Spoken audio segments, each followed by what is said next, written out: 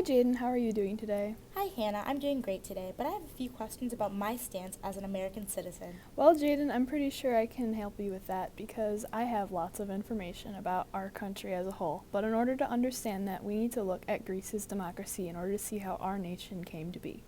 Within Greece, there was a democracy. However, this democracy consisted of only males, or men, and these men gathered together to make decisions about their societies and rules and regulations revolving around their government. However, this was also an oppressive situation because women and children did not have a say in the democracy within Greece. Now, if we look back at the United States in around the 1700s, we can see that there was a democracy as well. However, the states' democracies generally had more power than the federal government, which ended up causing a lot of issues, which led to Shays' Rebellion, which then led to the drafting of the Constitution of 1787. This constitution had 7 articles, all with equal importance, that were used in order to balance out the power between the federal and the state governments. Now let's look at the roles of citizens. This is Kevin. He is a citizen within the United States, and he has numerous different responsibilities when partaking in his government and society, one of which is choosing his political party. He can be A, Republican, or B, a Democrat. However, there are numerous different other political parties within the United States. He also can partake in interest groups, which is a group of people with a common interest that gather together in order to influence the government in different ways. Additionally, he also can partake in media, which is where he can put his thoughts and opinions on the government or how it's being run online in order to influence others within his society. Finally, when Kevin decides that he wants to vote, he has to take into consideration numerous qualities within the president. First of all, the president needs to be 35 years of age, a U.S. citizen, and he also needs to have lived in the United States for at least 14 years. So when Kevin decides to vote for the presidential candidate that usually corresponds with his political party, his vote will actually go to an elector. These electors are specific people that correspond with the political party of a presidential candidate. So when all the people vote within a state, those votes will then go to specific electors from specific political parties that will then vote the president. So whichever presidential candidate has the most electoral votes will eventually win.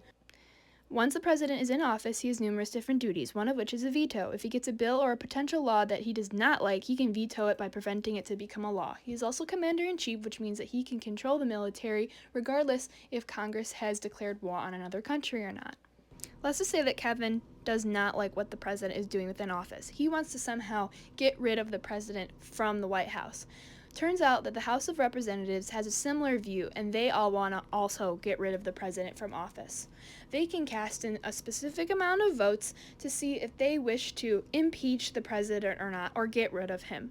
The Senate, on the other end, also has to agree and have the same view of impeaching the president. If the House of Representatives and the Senate can both agree to impeach the president, they can eventually remove him from office, as seen through this image. However, it's not always that easy, because the House of Representatives and the Senate sometimes can be in gridlock, meaning they have opposing political parties, which makes it hard to make decisions.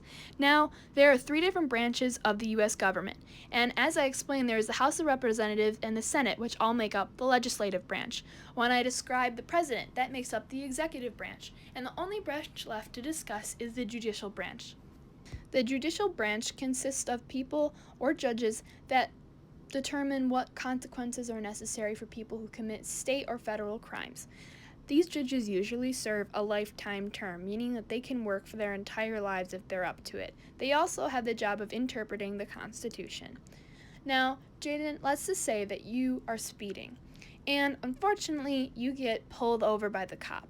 The cop comes up to your car, he asks you the normal questions, but eventually you end up with a speeding ticket. You would take the speeding ticket to a district court, which is usually a state-level court, which is responsible for minor crimes, such as a speeding ticket that you have. The speeding ticket would be overlooked by the judge and taken care of with probably a fine on your behalf. Now, let's just say that our dear friend Kevin is being chased by someone who's not doing very good things, and he's actually trying to murder Kevin and unfortunately succeeds. This is not okay, and this is considered a felony by the United States government, in which he would go to a circuit court, which would have more drastic consequences. Well, Jaden, I hope you understand now what it takes to be a U.S. citizen. Yes, thank you. I now understand the different parts of government and my role in the society.